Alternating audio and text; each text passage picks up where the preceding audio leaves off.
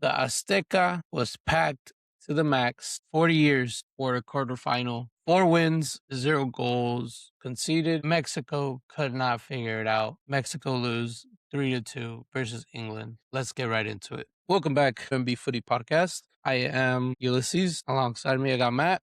We're going to go into this Mexico versus England game. Matt, what are your initial thoughts?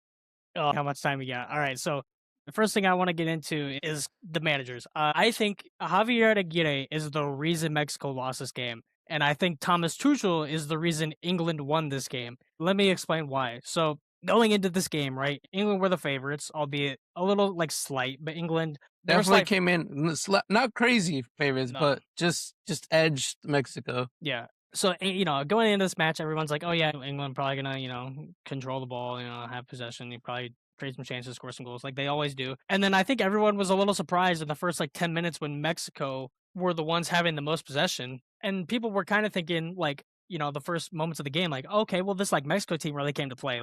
Mexico showed up, they're here, they're ready to go, and they forced that one save out of Pickford pretty early in the game, a header from Raul Jimenez, and everyone was like, okay, yeah, Mexico could do this, they're here to play. The whole time, it was Thomas Tuchel's designed way of playing this match, and this became a lot more evident later on in the game. But Thomas Tuchel set up the game. He set up the game plan for England to play defensive, to sit back and soak up pressure.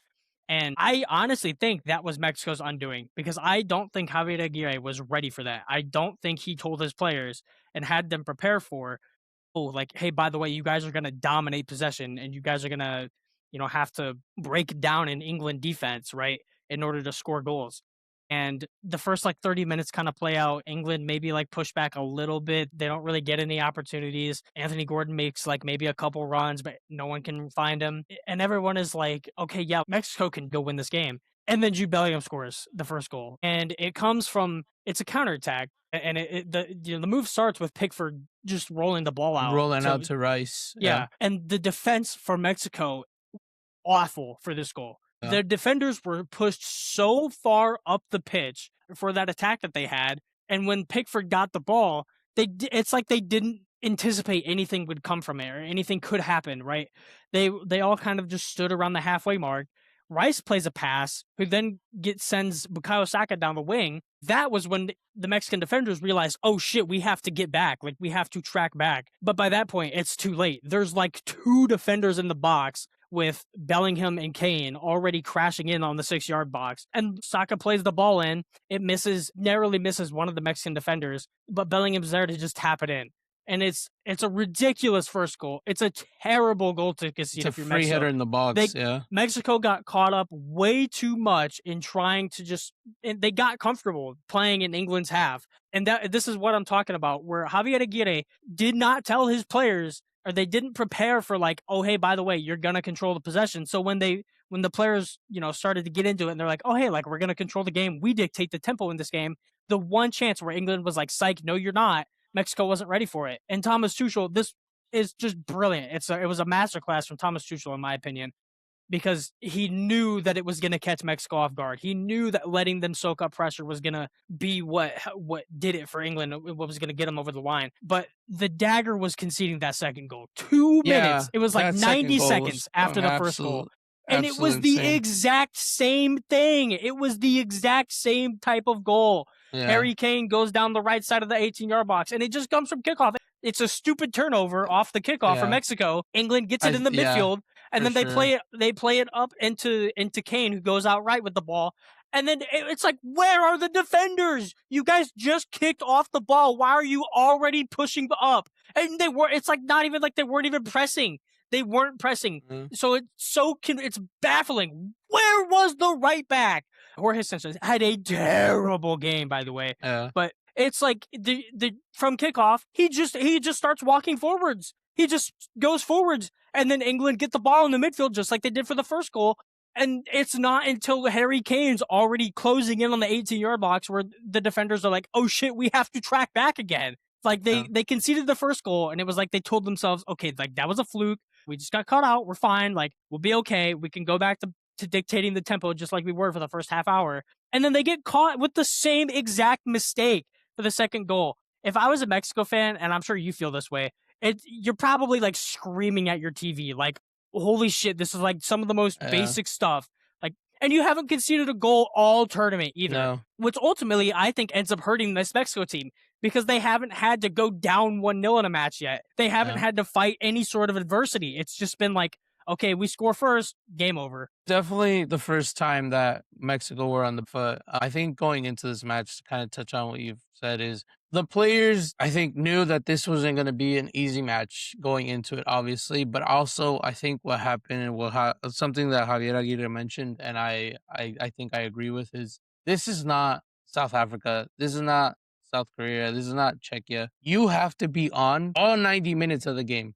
There was no off switch. There's no time to relax. There's no time to sit back and we're fine. You have to be on your fucking toes all 90 minutes. And when he says you that, could I tell think he's in those talking 2 about minutes. defensively. Yeah, defensively for sure. Defensively for sure. Because before that first goal that came in the 36th minute, Mexico was on top. Mexico was putting shots on goal. Mexico was creating chances because we still had creative players in the game kind of making runs forward. I think Gilberto Mora was having a pretty decent game until that second goal that came from him losing the ball under pressure. I can't recall if he was a two-man press or if he just lost it against one, but we literally flicked off for those 2 minutes. And in those 2 minutes, England went in and punished us like they should, like a top team should. And we fell once again. And the problem here that I have with this Mexico team is we did it to ourselves once again. We tripped over ourselves. England didn't out fucking class us. England didn't have a better match than us. They just did their job. They went out and they did their job, opposed to where Mexico did not go out and do their job. Mexico had to go out and go be defensively sound and know to that there's no time to relax or no time to flick off because you have Jude, you have fucking Harry Kane, Saka, which as shit as he is for Arsenal, I guess decently played. You have Anthony Gordon, which is a beast because he plays for Barca. But you have all these top talent. You have Rice. You cannot flick off. You cannot be on the back foot. You have to be on. There was questionable choices going into this. Why is Cesar Montes in when he can't play the full match? I think that's ridiculous. I don't think he should have been in at all because we burned a sub just having him on for 45 minutes when we could have just went out with Edson Alvarez to begin with because he looked decent. Yes, I agree. Cesar Montes might be having a better tournament, but to burn one of your subs to have one guy only play for 45 minutes, I think it's crazy. You can't be doing that in a World Cup. You rest the guy and hopefully he's back for the next game and you trust in El Machin to come in and be defensively sound for you. Once those 2 goals went in, it was like a bucket of cold water to this Mexico team. They froze up, but luckily we got a goal back from a free kick that went into the box from the left-hand side, rebounded right to Quiñones, put it away. That brought the life right back into Mexico. It's like, all right, we still have a chance. We're going to the half 2-1 down, but we still have a chance in this. It's not too late for us to get back into this match. You go back out, right? Second half comes in. That's when Cesar Montes comes out and Machin goes in, and we go all the way till the 54th minute. Cuenca gets sent off for a red card. And you think again, we're back into this. They're down to 10 men. It's 2-1. We can do this. But then from a fucking Pickford kickoff, was it a drop ball or a kick or goal kick? I can't recall. Goal kick gets fucking booted 80 yards to the top of our damn near box. And we let Harry Kane just fucking hit it over us. We cannot do that. He cannot just comfortably hit it past us for Gordon to run in, and then Arangel gives away a PK. Again, we do it to ourselves. The only chance they had, I think they total had a five shots on goal. 3 were goals, which is ridiculous. Once the 3-1 came in, you're like, all right, there's still a chance. They can get back into this match. They just need to break down 10 men, you know? You have the numbers advantage. Let's go show the talent. But unfortunately, Mexico still just couldn't do it. Gilberto Mora gets taken off at the 60th minute, which is right before the penalty happens for Mexico. You get Luis Romo that also comes off. These 2 creative midfields. You throw on Santi Jiménez, has not had a good tournament. It did not have a good season coming into this. And you're playing now a double striker. And you're kind of giving away what you're doing. At that point, you're like, I'm going to be huffing things in the box and praying for something to happen because you took off your two creative midfielders for it. And you kind of said, I'm going to throw something in the box. I think that was a complete horrible call because you end up pulling Quiñones out at some point as well to bring El Memote, who is fucking massive, yes, but why do we need 3 strikers that are not going to move and just sit in the box? And when it's time to cross the ball, we can't cross the ball because they know what we're going to do.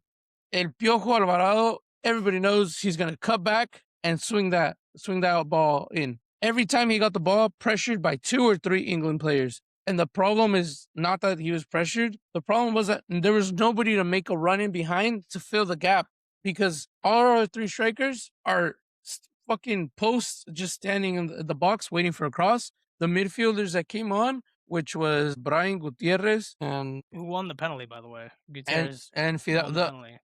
yeah, he did win the penalty. I don't think he even fucking knew he won a penalty. I don't think it was a penalty, first off, but you know. It could have been. I think if it wasn't given a penalty, I don't think anybody in Mexico. Oh, okay, people in Mexico would have been going crazy. It wasn't a penalty, but kind of like next day looking at it, like, all right, you've seen those not being called time in and time out, and that's a side rant that I have. Anyways, I think ultimately, if it wasn't given a PK, obviously in the moment everybody would hate it. It'd been like, oh, it's penalty, it's penalty. But I think it would have been one of those calls. Nobody's gonna remember it by fucking tomorrow, the next day. Nobody was going to remember like, oh, Harry Kane kind of kicked that guy. No, it's not. That wouldn't have been our no era penal moment. Nobody would have been looking at it as like ingrained in people's memory. Like that should have been a penalty. And you took Javier Aguirre kind of said, I'm going to play to cross the box, cross it in and hope for the best. I don't think that was it. I think we got out managered by Tuchel. Tuchel came out. He gave the script and Mexico accepted it. They said, all right, you're going to do that. I'll let you do whatever you want. And I don't think that was the way to go. You cannot go in when we, as a nation, I think Memote is the biggest guy we got. But how fucking tall is Memote? He's 6'3", sure. But they brought in fucking a monster fucking Dan Burn, which is, I think, 6'5". Dan Burn and John Stones.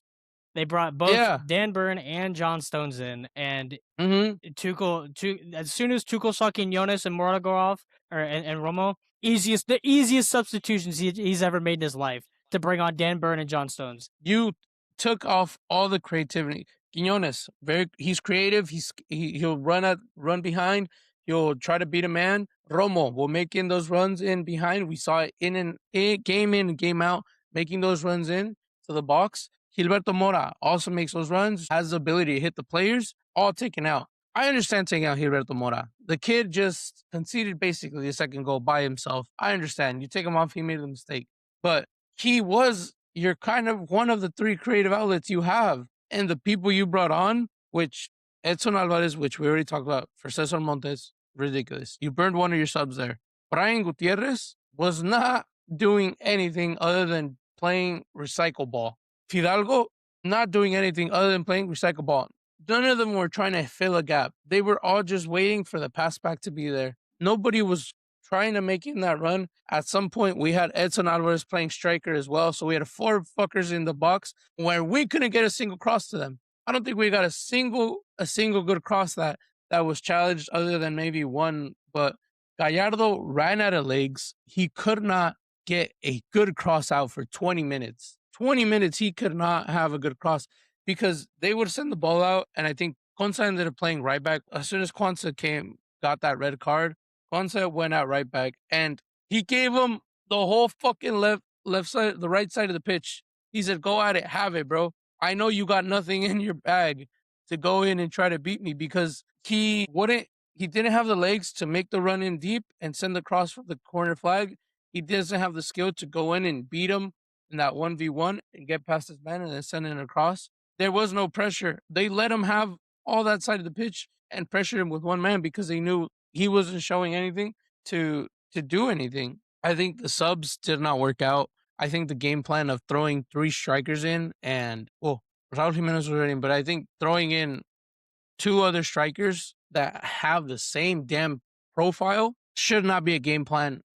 That is stuff you see back in the 90s, back in fucking old style football, where we're just going to throw in as much strikers as I can, throw stuff in the box, and pray for the best. It was not working. that game plan was never going to work against this England team when we are obviously a shorter nation compared to the English team. I think ultimately, I thank the national team for giving me hope, but also fuck the national team for giving me hope that I think for me thinking that we could have come out of this game and win it.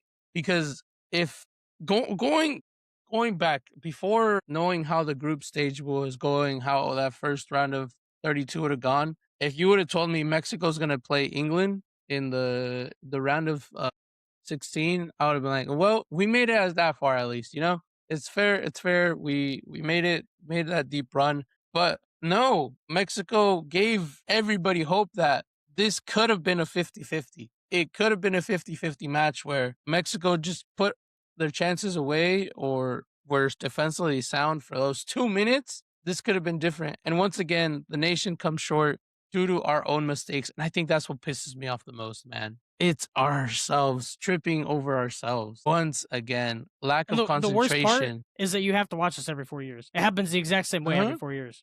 It's some ridiculous, awful garbage thing that happens every 4 years. You lose in the round of 16. And but there are a couple more things I wanted to touch on. So, like was kind of saying, Javier Aguirre was saying, like, okay, it's important you have to be switched on all 90 minutes. When he's saying that, it's almost like he's talking about like just purely defensively, because he wouldn't have anticipated that his team was gonna have the ball the majority of the game.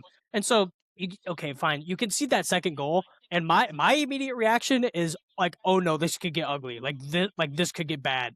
And thankfully, like, especially like you know how the Mexican fans get, especially in the stadium, they will turn on their team in a heartbeat. Like, they will turn on those guys instantaneously. That didn't really happen, but the life definitely got sucked out of that stadium for a few minutes. But Quiñones, it was a huge goal to get that back before halftime. Quiñones with a massive goal to get that back before halftime. I think if they go into halftime down 2-0, I mean, God, it's they probably start to get down. They probably start to get down. They probably start to be like, okay, well, probably not. I don't know.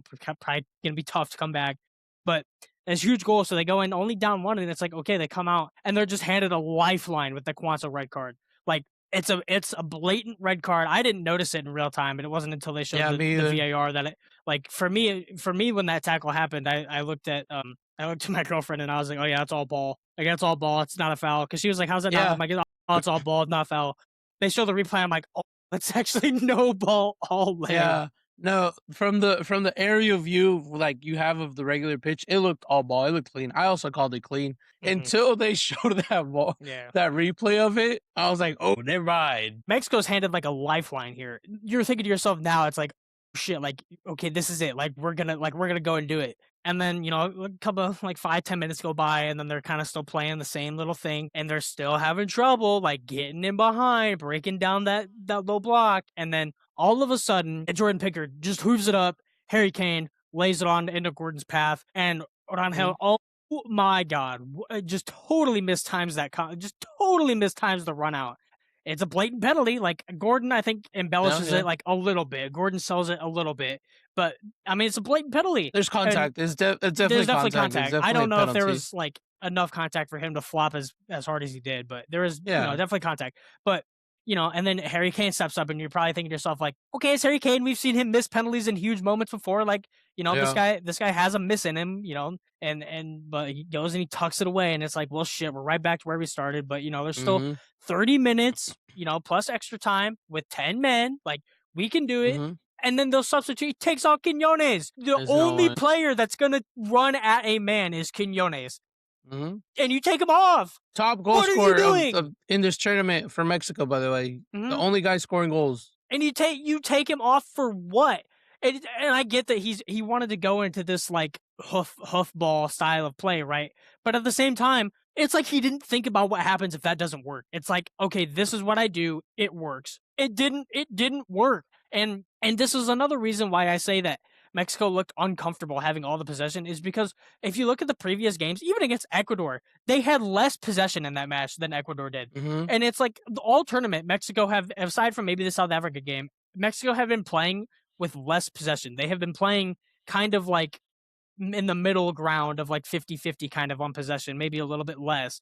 and they're kind of like willing to soak up and be defensive and be comfortable defensively. And that's what they've built the first 4 games off of, was having an astute defensive resume. And they know how that the defenders clearly had chemistry that they could play well together. They knew how to like, and all that stuff. And I don't know. I just don't get why Aguirre strayed away from that. I don't get it. I don't understand why he just bit. He bit. Thomas Tuchel handed him cheese on a stick and said, "Here you go, buddy." And he just bit his arm off. And then it turned out that the cheese was poisonous. And it's like, it's ridiculous, because I don't get why you would go away from that. And then you take off Quiñones. You have no backup option. So regardless, then, a couple, like 5-10 minutes roll around, Mexico get their penalty, and they're handed another lifeline. They're given, this is the second lifeline they've been given in this game. Raul scores it, and it's okay. We're only down 1. Like the hardest part was getting at least 1 goal back. So now we only need 1 more in the 20 minutes plus however much stoppage time. The next like 35 minutes of the game was just Mexico kicking the ball around the top of the 18 box, just going sideways.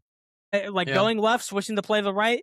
Roberto Alvarado doesn't know what's going on, doesn't know what to do, right? And because, like you said, he gets the ball and he's immediately pressured by 2 or 3 England defenders, right?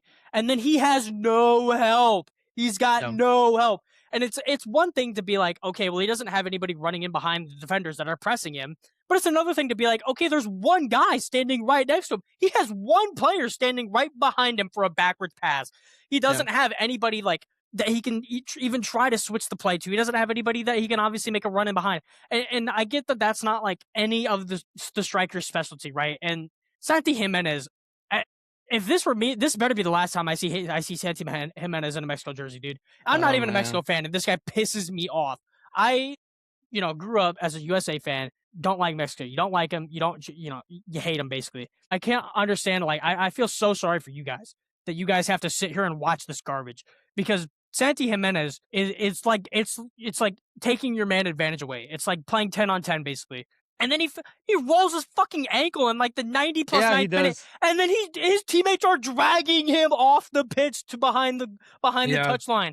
It's like the last, I think, like 5 to 6 minutes, we were like 10 members, 10 men. It's like the last 30 minutes of the game, Mexico are just going sideways, like they're just back and forth, like because nobody could take a man on, and this is exactly what Thomas Tuchel knew would happen. They get these 3 goals, they go up. Unlucky to kind of get the penalty against them, but Thomas Tuchel puts in Dan Burn, puts in John Stones, and then just double presses either side of the wing, and it's like he knows that the defenders aren't going to run at him, so he leaves the whole middle of the field open. Like don't allow the other team to have the middle of the field, especially at the top of the 18. And it's not like they would even press out whenever someone would, like, especially like when Fidalgo would have the ball at like the top of the 18, maybe the top left of the 18. He wouldn't get pressed. And nothing would happen. He would look either side of him and just pick someone to pass the ball to, and then nothing would come of it. It was literally El Piojo Alvarado to Brian Gutierrez to Fidalgo to Gallardo to and we just kept back and forth until one of them tried to send in a cross and it got hoofed away, and keep doing it again. We had no other creative option, because both of these midfielders that came on did not take any risks, did not take any chances, did not take any responsibility on themselves to say, I'm going to be the one to change this game. They just said, I'm just here to recycle the ball, man. I don't want it. Here, you have it. You try to put it on Gallardo, try to put it on El Piojo Alvarado, but they needed to be, they had no creativeness in that midfield. And I think that's what ended up killing us at the end, because you can't bring on 3 strikers with the same profile that are just going to stand in the box and expect England to not know your game plan. You would have been better off leaving Santi Jiménez on the bench and just putting Quiñones in at that second striker if you just wanted to cuff balls in, that rather than bringing in fucking El Memote or Santi Jiménez, dude. Quiñones was perfectly fine on the wing. He was perfectly fine where he was. Like I was saying, he was the only guy that was going to take a man on. But at the same time, another point I kind of want to bring up is like, okay, you get down to like the 90th minute. Your nation is down 1 goal in the World Cup. You're at home. You have the entire stadium behind you. At what point is it just embarrassing And it's just a total, like, it's just a failure for any of those midfielders to be in a situation where it's like, okay, the recycle ball, to recognize the recycle ball is not working. At what point is it embarrassing for those midfielders to just not take it into their own hands and just be like, you know what, I'm gonna fucking run at someone. I'm gonna try. They're gonna give me the middle. I'm gonna try it. I'm gonna run at Mm-hmm. someone. And it's like it was never a thought. It was never an idea that Mm-hmm. popped into any of their heads to just go for the space that they're giving you. Instead, it was just force it out wide, force it out wide, force it out wide, force it out wide. And I get that, like, Aguirre's probably telling you, like, don't go in the middle, like, don't take what they're giving you in the middle. I'm sure he probably told them that. But like, at what point do you just say, like, dude, fuck it, like, I have to try something. I need to go for it. Like, it doesn't get any more high stakes than this. It's the World Cup. It's a knockout match. You're playing against a Mm-hmm. perennial powerhouse that you know you can beat, and it's like you don't even try. And the best chance that they had to tie the game was almost an own goal. I can't remember which the England defender John was. So they, Stones. yeah, John John Stones. Stones. The ball gets kind of stuck at his feet, and he just kicks it behind the goal Mm-hmm. for a corner. But it was like this close Yeah. to hitting the other side of the post and going in. And that was their best chance. That was Yeah, it the was. best chance that Mexico had, and it's just like unbelievable to me I how bad this coaching performance was from Aguirre. Like, this is rookie level stuff, and everyone sitting at home knew exactly what to do to counter what England's defense was doing. And the one guy that actually made the decisions couldn't do it, couldn't figure it out. It's unbelievable. I think in that second half, Mexico had 13 shots. From those 13 shots, only 2 were on target. I think it's fucking crazy. I can't even remember what 2 were on target. I don't think we forced Pickford into a decent save in that second half after they were down 10 men. I think ultimately there's some players that obviously aren't going to be here for this next cycle of the World Cup. This is probably Raul Jimenez's last World Cup. He's what, 35 coming into this, be Yeah, and 39 he's by the time next one freshly comes playing in up. the championship now, so Yep. you can kiss any sort of thing goodbye for the future. Yeah. Quiñones also 29, I think. He'll 29 he'll might probably still be have one here. more. He'll be here, but who knows what level he'll be at by the time this thing rolls around. Piojo Alvarado also what, 27. I don't. He'll age wise he'll be here, but who knows skill wise if he's there. Gilberto Mora will be here. I hate that he's the one that was mainly at fault for that second goal, because this motherfucker's never gonna forget that. Hopefully, Rafa Marquez can do something with this Mexican side and bring in that winning mentality, man. Yeah, it seems like, the future of the Mexican national team is really uncertain. It's like you're transitioning away from an older generation that wasn't very good Hmm. into a younger generation that you don't really know much about, and it's like no one really knows how Mexico's going to look in 4 years time. So it'll be interesting to watch, Yeah, especially if Rafa Marquez ends up being, a good manager for them. But now it's restarting the cycle of CONCACAF Gold yeah, Cup. Maybe Mexico will play in the Copa America in 2028, and then another Gold Cup in 2029 probably, and see how it goes. But yeah. yeah, it could be a totally separate video as well. Looking at like the future of Mexico, but yeah. Yeah, we'll see how it turns out. We'll see what this Mexican team has to offer us going forward. But yeah, man. Just also briefly want to touch on this England team because I realized I didn't touch much on them. I think they came out and they did the job. They knew what Mexico had the ability to do. They said they gave us the ball and said, "Have it, give us your best shot." We could not produce. Jude had an outstanding game. He was questionable coming in defensively wise, but he ended up pulling in a fucking shift, dude. He fucking ran all 90 minutes, was covering every gap. Harry Kane did his job, got his goal. Fucking hate Perry Payne, but he did it. But yeah, no, man, this England team, I think ultimately don't think has enough to make it out. I think this no against Norway they might struggle, but This that's this bracket is that's a really whole easy nother for thing. them. That's a whole nother thing. But my flowers to England. Y'all came in, did the job. We'll see. We'll see how far they can make it through, man. Thank you all for watching the video. Make sure to like and subscribe. Let us know your thoughts on the Mexico match and the Mexico national team. What do you think is going to be of it? Who will be here for the next cycle? Let us know your thoughts. Thank you all for watching and have a good one.